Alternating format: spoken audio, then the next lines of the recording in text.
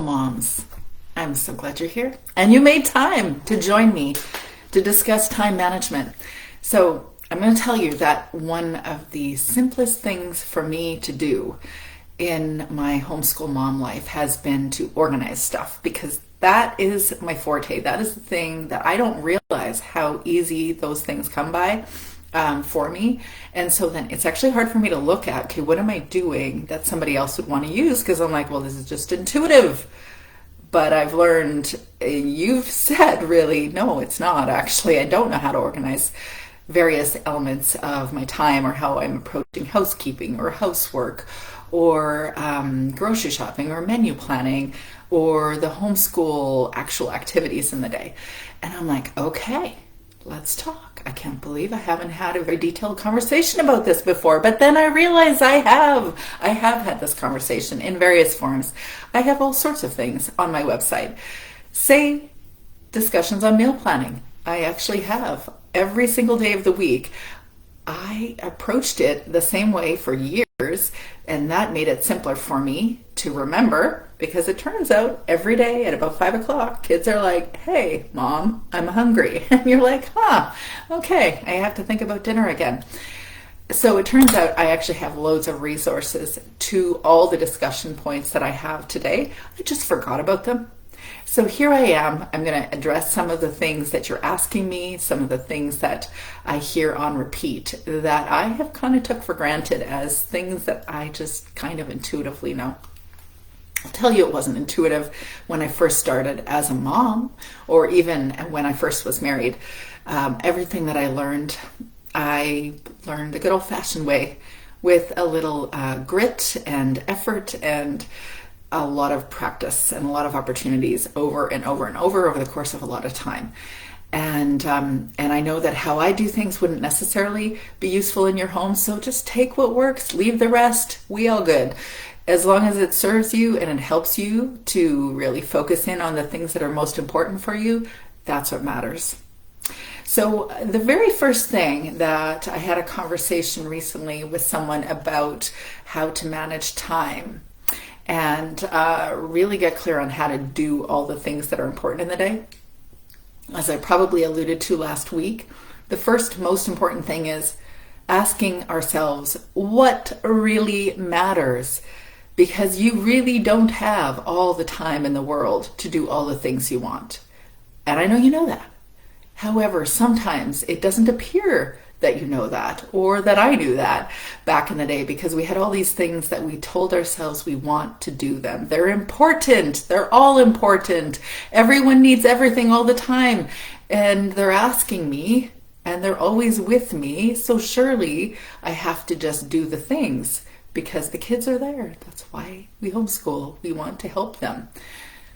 And our reality is that we have a limited ability to do all the things because we're human beings, and human beings can't do everything all the time, and we can't do it all perfectly all the time, and we don't have more hours in the day than the next person. So we have to decide how much time we want to spend doing the thing that we think is important. Sometimes we are unaware that we don't have all the time in the world. We think we can accomplish things, various things that are on our to-do list, because we tell ourselves they're important, or we believed somebody else when they said something was important, and so then we put it on our list, but find ourselves repeatedly frustrated that we can't do all the things. And that's why last week I introduced you to the time audit. Your goal for 1 week is to write everything you do onto the time audit. You can find the time audit down below. I have a very simple format to help you assess how you are using your time. When you get clear on how you're using your time, you'll discover you don't have that much time. You have to decide what is most important, because it turns out you're actually happier when you live within the reality of your time. Ask me how I know. So what I did is I created, very simply through Canva last week, a daily planner page, which looks like this. And if you want something like this, let me know. But really, you can find something like this in a in a day timer, a planner. You can probably download something like this for free on the interweb. And I did this for this purpose. I think this is what is most valuable for you when you are learning to time block your life, time block your homeschool mom life. Get a bunch of colors, because I know you have them, because you're a homeschool mom. Get a bunch of colors. You've already decided what the things are that you think you want to include in your life, okay? And say, use a specific color that works for you. Let's say orange is when you sleep. So I'm going to assume that based on this, you're going to be sleeping after 9, which we both know is definitely not going to happen. But because this only goes till 9, what you'll do is just after 9, orange means lights out. You're sleeping. Funny, huh? After 9? No, you're really not. And of course this starts at 6, but we'll just assume that there is no child in your bed, that there is no child that woke you up in the middle of the night, that you had no reason to be up in the middle of the night. And so from 9 until 7 in the morning, you slept. That is optimistic. We both know that. If that is the case, beautiful. That's exactly what you need, a lot of rest. But we'll assume that those hours in between 9 and 6 are your bed hours when you are sleeping. You are on your bed. And then you have this many hours in the day to actually do all the things that you want to do. So you could take a different color. I have a light blue here. And you could say, what am I going to do in the morning? I would love a morning routine. I'll talk more about that on another day. 15 minutes to do something that you want to do. Pray, meditate, write, yoga, stretch, whatever it is. Exercise, run, walk around the block, go outside, don't do anything. For 15 minutes, you get to do whatever you want. So I am going to, with very much the most imperfect coloring job of a rectangle ever, I'm going to cross out half of the first block, 7 o'clock. So somewhere between 7 and 7:30, you are going to create a morning routine. Probably that'll be interrupted. And during that time, you will also be giving someone a hug, asking them how they slept, helping them get their socks, or helping them find their teddy bear, or helping two kids not argue with each other, or maybe getting someone food, something like that. It might get interrupted, but nonetheless, you have planned for a 15-minute morning routine. And then somewhere between 7:30 and 8, you will block out time for, let's call it breakfast. Really, let's just give that till 8:30, don't you think? Things always take longer than you think they're going to take with kids. Always. Even the ones that work the fastest. And if you have more than one child, which is a high likelihood here, it will take you longer than 15 minutes to create breakfast. So we've got at least, let's give us an hour to prep breakfast. And if you do this in your house, get people dressed. Of course, we don't always get them dressed. We're homeschooled. We don't need to. Just lots and lots of options for pajamas, right? So here we are going to spend that amount of time just getting ready for the day. I used to call it the top 5. Kids, go get your top 5 done. Now, first of all, I did not do this in the beginning of my homeschool years. I really was cool with pajamas. But after many years, I got into the brush your teeth, brush your hair, make your bed, get dressed, and there was one other thing. And so they would go do their top 5. Maybe it was eat breakfast, and they were independently eating breakfast at that point.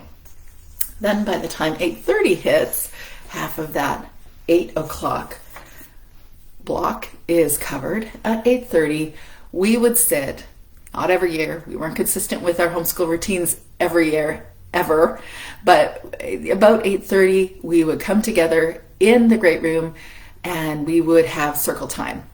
Or some years we called it literary hour when the kids turned teenage years. But before that, it was circle time.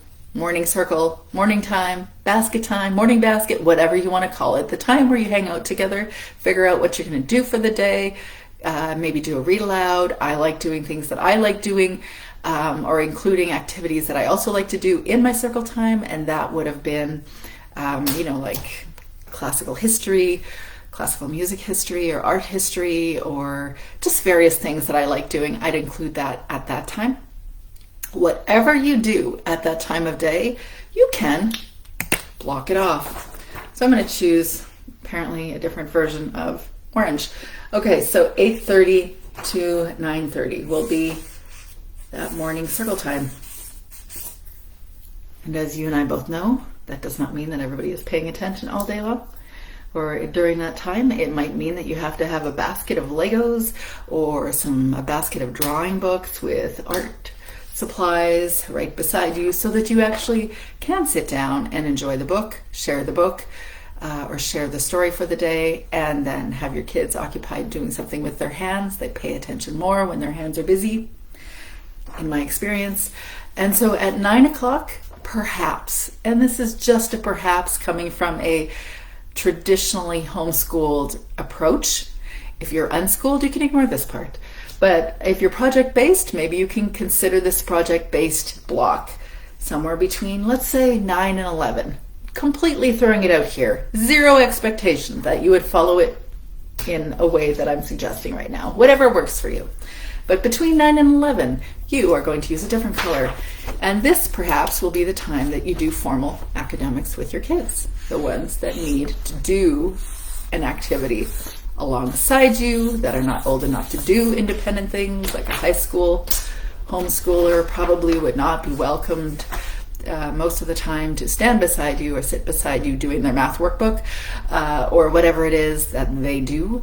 But when you have younger children, they are going to want to spend time with you, even if you want them to be independent. In fact, if you want them to be independent, it means that you've spent enough time with them in whatever activities they're doing so they feel confident doing them independently.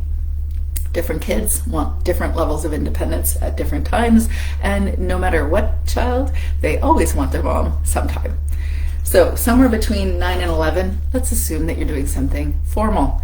In my experience, starting with math has been the most useful thing for the kids, especially that found it most challenging. Also for me, because I found it most challenging and also didn't enjoy it that much. So I had the hardest brain work right at the beginning of my homeschool day. I learned this somewhere along the way. I don't recall who spoke this to me, but I learned this concept of doing short lessons. I've had that really over 15 minutes of math lesson can sometime not benefit the child in their actual learning of it. Yes, you may actually accomplish a lot of problems, get the child to do a lot of problems in a day, and then you feel like they accomplished a lot, but it doesn't mean they're learning more. I'm not saying there's a magic spot or a magic answer in 15 minutes. You might not agree. That's totally cool. I have learned that certain kids really don't learn more just because you put a ton of work in front of them. In fact, they learn less, they're less interested, they're less engaged, they're less likely to continue in the work of whatever that is with much interest and perhaps too much pushback. I know this from experience. But if you can do short, tiny lessons, whether that is you actually showing your child how to do something, asking them if they're ready to show you that they can also do the same problem and then do it right after you, if they're capable to that, and then maybe do a couple more, maybe, depends on the child, then you'll know whether they actually learned the concept that day, and then you can move on. This concept of doing short math lessons was something introduced to me in a homeschool conference, but it was reaffirmed through Charlotte Mason concepts. Not that Charlotte Mason specifically says to do only 15 minutes, but she does often do short bursts of activities. And I did find that that kept my kids' attention more, and it's important to keep their attention if you really want them to learn something. Also, the Pomodoro technique or method. If you're familiar with how humans learn, if you aren't, I would suggest reading the book How Children Learn, I believe it's called, or is it Learning How to Learn? Better get that book. But it is by Barbara. This is not useful if I don't remember the name. I will get the name because it's on my Homeschool Mama reading list. And she teaches about how we learn and how the Pomodoro method really helps us to learn more efficiently. So if we are truly focused in on whatever activity it is, we'll be more motivated to do it, and then we will be more focused when we're doing it. I find this to be true when I'm doing my writing. So I put a timer on for 15 minutes or sometimes 20, and then I say, okay, I'm going to write this post, or I'm going to write this article, or I'm going to write this whatever, and I'm going to spend 20 minutes doing it. I'm probably not going to finish it. That's not the point. I'm going to put my full energy and focus in the activity that I'm doing for 15 or 20 minutes, and then I'm done. Check off my list for the day. I've completed it, and I find it quite satisfactory, so I'm sure that our children will as well. In my experience, and I have done this too, doing an hour's math workbook a day does not make for most happy kids, except the ones that like it. Okay, so somewhere between 9 and 10, you may have done math. Maybe you're doing little writing exercises or activities, and whatever it is you normally include. So in some ways, I don't really want to say the possible things that you could do, because I come from a classically homeschooled approach. And so if I tell you that I did Latin, I'm not telling you to do Latin. I am not. Or that I really covered the gamut of what would be considered a private school. A lot of subjects in private schools, and so in the beginning years, I actually went from 8 to 3. Yes, I really did. Highly not recommended. This is not useful for kids, and it's really not necessary. It's really not necessary. However, you sometimes need to learn that on your own when you realize it's not working for your child. It is not working for you. It is hard to maintain attention on everyone's part, and also kids learn without you trying to sit them down anywhere. And some of those moments of learning are more effective than you sitting them down. Okay, so let's assume that we began the day from, 9 to 11. We're doing formal type activities there. Maybe inside of that time, you aren't just doing book work. Maybe you're doing project time. You're going outside to do a little science discovery somewhere, or maybe, the sky's the limit. There's so many learning opportunities everywhere, but you can think of that space as the time that you're going to sit down to do formal learning type things, or you're going to do formal learning things in whatever capacity. Then probably, even though I said 9 to 11, it went to 11:30, because we need to build margins into our day. Spoken from experience. I still am challenged by this. So somewhere in this area, you are going to have margins. People are going to get a snack, go to the bathroom, run outside to play, various possibilities. Then, before lunchtime, you are going to, take a breather, go sit in your chair for 5 minutes, peruse Pinterest with a box of cookies under your big, white, fluffy chair, and maybe grab a cup of coffee. You know what? This is maybe not theoretical. I may have done this. A little too specific to not have remembered it differently. Box of Oreos underneath my bedroom chair, me, an iPad, Pinterest, 5 minutes of quiet, serve my soul. Here's what you might want to do after lunch. Let's just assume the kids are helping you with lunch. I will say this, if you want to encourage life skills, you gotta let kids do stuff. Obviously with supervision if they don't reveal safe approaches, but you're going to include them in that. It's messier that way. I agree. It is messier that way, but in my experience, it means they'll grow up to know how to cook and you will no longer have to do it. And that really has been my experience until they began moving away, and then I have to cook again. Goodness for HelloFresh. Okay, so 12 o'clock, we're having lunch, 12 to 12:30, which means that dishes will be done by, 1, or in my experience, at the end of the day, because I don't want to do dishes every meal. I would rather do them once a day. There's a possible approach to dealing with dishes. You could do them at the end of the day as a family activity. But first, After lunch, depending on your kid's age, depending on what extracurricular activities you're doing, you could be assuming a quiet time in the day.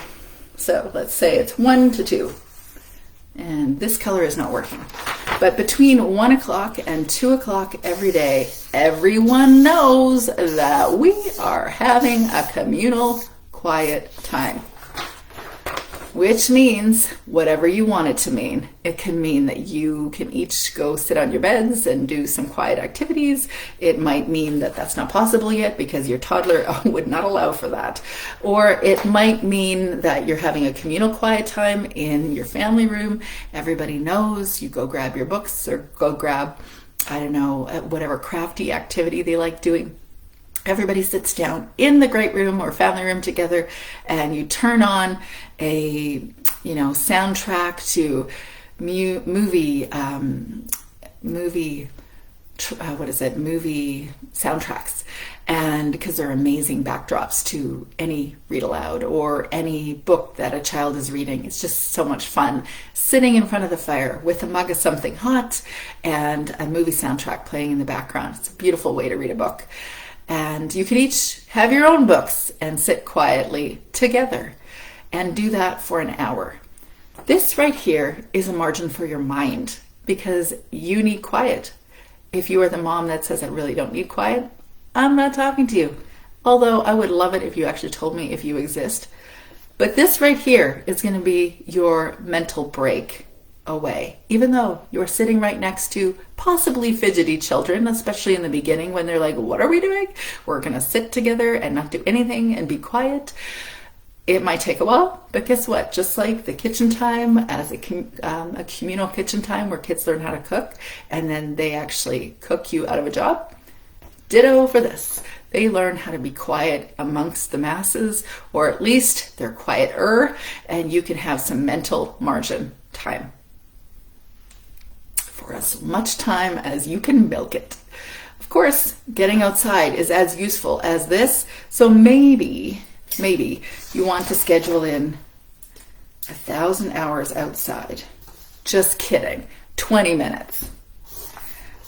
Although I do love me an outdoor time. It's why I live where I live, and I highly recommend it that you include it every day as part of your routine every day. Like, assume that you're going outside every day. Even if you're in an apartment complex and you need to just walk around the apartment complex or go say hi to your neighbors, do something outside every day. And I live in Canada, so I am familiar with winter, and I still say go outside every day. Assume that you are going to create a list of activities, no matter the season, where you spend time outside. If for some reason you have a mobility challenge and you're not able to do that, I've experienced that myself, then perhaps you can ask someone to help you bring the kids outside or to do something to share kids, exchange kids so that they can go outside. Probably one of the most, I think, misguided things that any, when you hear sometimes about kids that are being inappropriate in classrooms, they're being held back to be kept in the classroom, they're not allowed to go out to recess or participate in whatever outdoor activities because they did something they shouldn't have done in the classroom, and they're kept in class. This seems very unhelpful. They are almost creating more problem for that child and certainly for themselves, because kids need to burn off steam. And so going outside is a great way to do it. And I find it useful myself when I go outside at the end of every day to walk my dog. It is just a natural transition to what I think is where God exists, the outdoors. And it's just nature therapy. It's just a way for us to reconnect with something that isn't busy and fast and demanding and many voices. So find a way to be outside. Now, I'll just assume that you've got other stuff in here that I haven't factored in, whether that's extracurricular activities or medical appointments or all sorts of possibilities that could be happening. So I'm not going to fill in your day for you. But what you are seeing me do is I'm time blocking, ever so ugly. Is that a word? But these colors kind of show you that there are only so many things you can do in this day. You cannot do all the things. And when you discover for yourself, after you've done that week time audit, that you have way many more things on your list than are humanly possible, and when you put the things that matter the most in your actual time block, then you discover these are the things we can do. The other things will have to wait. And many of the things that you do have on your list probably can be done in a lifetime. They just can't all be done tomorrow. Okay, so now you've got all these other things that you've got added here, and you've got dinner time. I would suggest, if it's possible, to put in a margin around dinner time. In other words, like margins of interpersonal challenges. I'll come up with something more clever there. But the moments when you have interpersonal challenges, like when kids are arguing, or when you're having an argument with a friend or a partner or something. And why do I include that? Because it happens. And so we have to build these moments, these margins or flexibility moments where this is life. Life happens, and so we might build in a little bit of extra space to address them, especially around dinner time, which many people call arsenic hour or various other terms. But really that time around dinner that feels more stressful, and everybody's demanding and more out of sorts, and there's just so much energy that's been used in the day, and you're feeling more out of sorts. So that, create margins around that. Create more space. And if you, look at it and say, but why would I create an empty space there? Because it'll get filled in. We both know it will. But at least there was a little bit more give in your day, especially right before a busy time of the day. So assuming you have dinner at about 5:30, which is completely random and might not represent your family at all, and it's only random for you perhaps, it's not for me because it's been kind of my routine for 25 years. But anyways, 5:30 is dinner time, which means probably you need to start dinner at about, depends on what you're making. If you're buying HelloFresh, as I have been the last 2 years, yes, I really have. And my son loves it and uses it like KiwiCo. If you'd like a link, let me know. I can get you one. But anyways, he actually loves putting it together, which is fabulous because I kind of have outgrown that whole making dinner thing. And yet I'm about to do it myself. But so if you are interested in KiwiCo for kids in the kitchen, completely making this up on the fly here, but if you want to actually get a HelloFresh link, let me know. And if that sounds unaffordable or unrealistic to you, then also know this. Dinner time can be managed in this way. This is how I'm going to approach it or have a discussion with you. First of all, I think it's super useful to include the kids. It doesn't feel super useful to have all the kids in the kitchen sometimes because that's too many kids in the kitchen all at once, and people could be pushing each other and fighting over the butter knife or fighting, So I get that sometimes that might mean you choose one child to join you in the kitchen, and that's their cooking lesson night. And then you two can work together doing whatever the thing is. And because you've reserved screen time for that one special hour in the day, also, that's your choice. You choose screen time and do screen time as you will, but it's useful to reserve screen time for a certain time of the day for this reason. So that they go, cool, screen time. I'm on it like white on rice. Am I allowed to say that? And so then they are on their screens because they can, and you have quiet cooking with your child in the kitchen. And then when everybody has had a turn learning how to cook, perhaps it's just one meal, the same meal that you cook with that child every week. They will learn how to cook that meal. You will remember what you are supposed to cook on that day, and there will be a little more quiet around that time of the day. So these are all just suggestions for you. Obviously, they won't necessarily fit with every family, but I would love to hear any of the ideas that you have around any of the things that I've shared today. I would love to hear that. I know there's so much variation. Here's what I did with meal planning. First of all, I grew up in a family where primarily I can actually remember the menu plans that my mom created for dinner. She worked full time, so I knew that there was going to be minced beef with a can of mushroom soup and a side of rice and maybe some frozen peas that were boiled. So that was a common meal that we had. There were a few meals, but many of them did partly originate in boxes. And so because I had that experience, and I thought, hey, let's homestead. Let's get chickens and goats and let's make things from scratch. And now is here's my sourdough starter, and let's make bread every week, and we'll create beef bouillon from scratch. And I still am capable to do all those things. In fact, I still do those things on occasion, but I am capable to doing all of that.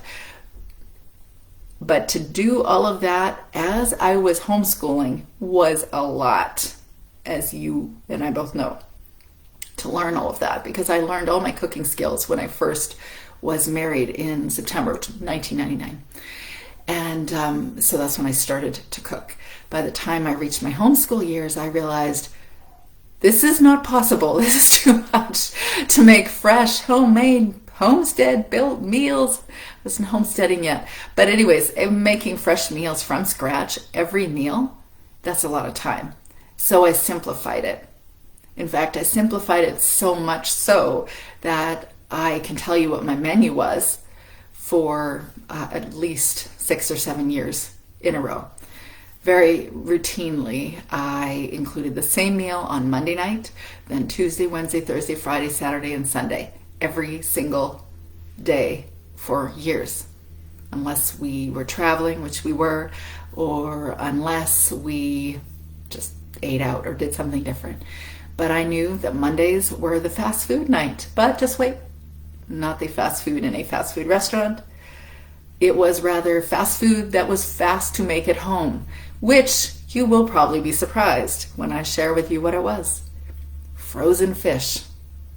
A frozen fish fillet cooks fast on the in the oven or on a frying pan. So a white fish fillet of any sort cooks quite quickly. It's simple. Then add a side of rice, some vegetables, ta-da, you're done. So we had fish Mondays.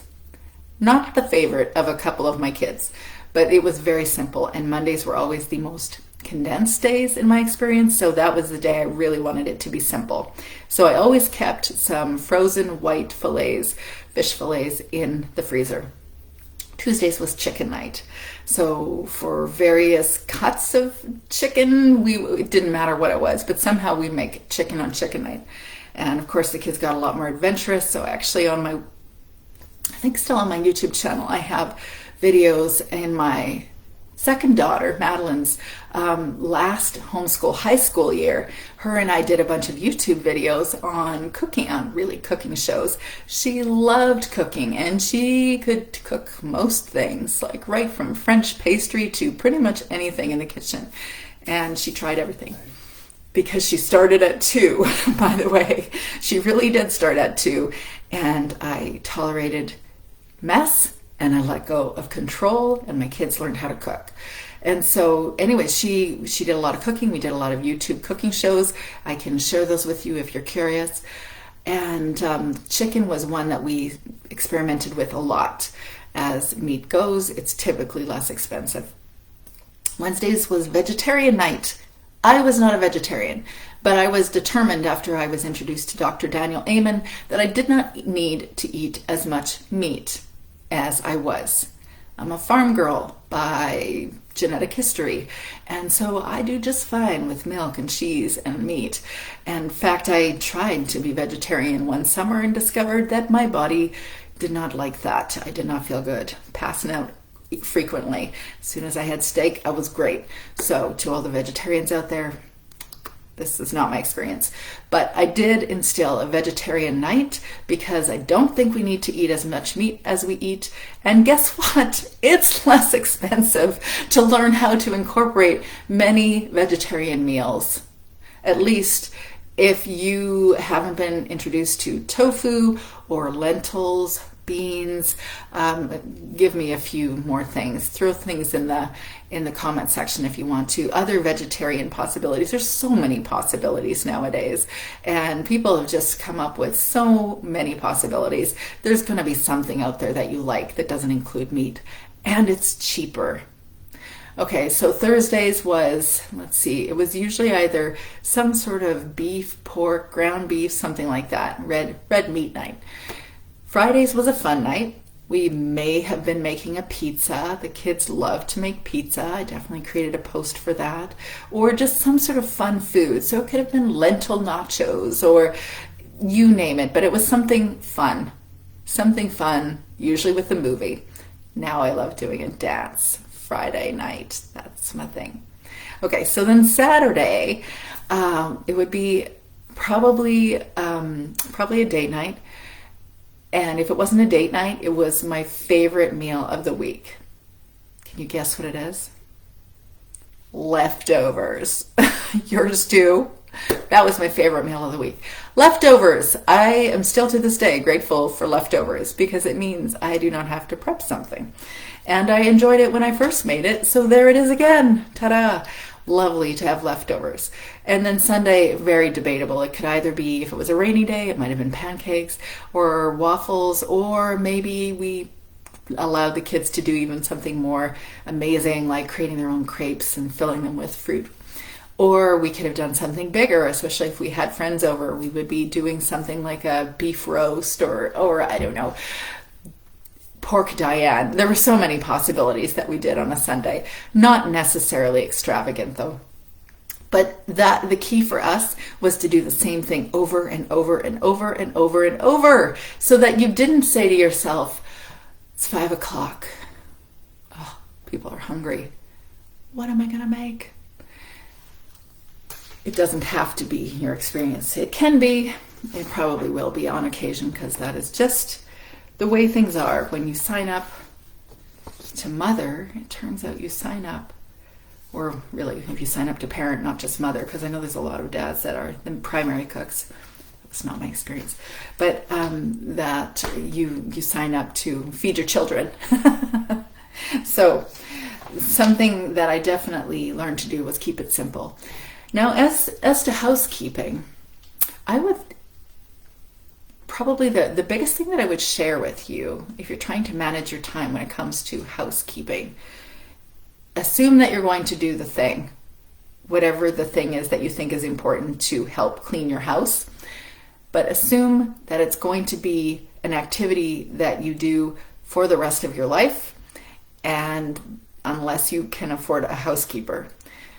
And because you're going to do that for the rest of your life, you know that the laundry will not always be put away, the dishes will not always be washed and put in the cupboard, the floors will not always be swept perfectly, the counters will not always be washed and pristine. Certainly the kids' bathroom sinks will probably have drops of toothpaste in them. There will be baskets of clutter on your stairs for the kids to bring up to their rooms and put away neatly, except that when it actually ends up in their closet, in a basket underneath a couple pieces of dirty clothes, and then also a stack of really clean clothes. Anyway, not that that's personal experience, but all of these things to say, you have a plan for it, but you'll also know it's going to be like this indefinitely, because you're using your house. You're living in your house. Everything that you do, whether it is putting clothes on, will require you to do something with those clothes after you no longer have them on your body. You are wanting to eat something, so therefore you will have dishes to clean. And you know, all the things that are in your house require you to do something with them. So I would encourage you to accept the fact that it takes time to do those things. And also accept the fact it will never all be done at the same time. You will never not have laundry. You will never not have to cook something, clean something. But if you create a plan to include those things in your time block, and assuming, let's say this is a Friday or a Saturday, whatever day you could assign, you could say for an hour or 2 hours, this is the amount of time on a Saturday morning that I am going to turn the music on loud.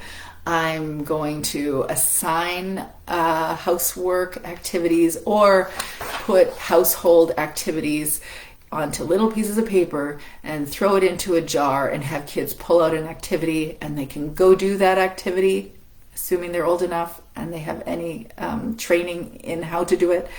then just do it for an hour or 2 hours and just make that the time of week that you do the thing.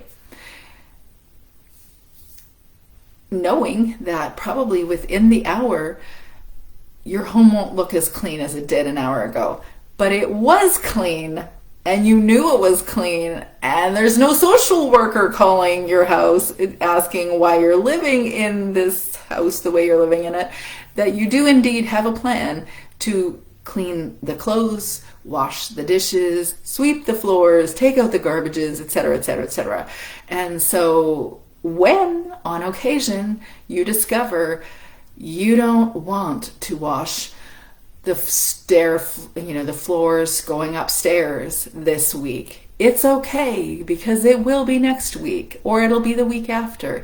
And so just like you could do a loop schedule in your homeschool, which I didn't speak to today, but you could also do a loop schedule in your house cleaning.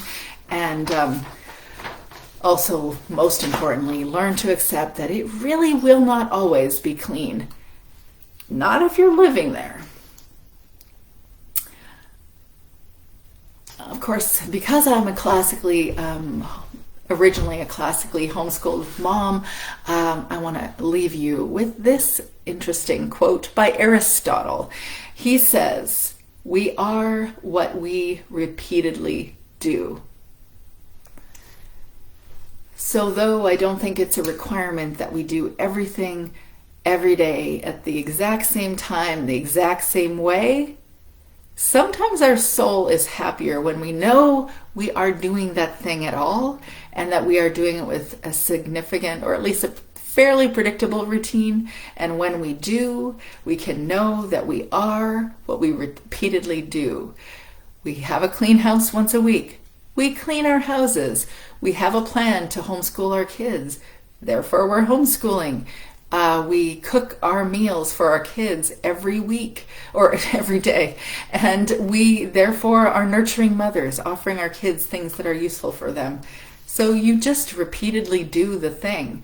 You create consistent routines, and you mostly show up to them.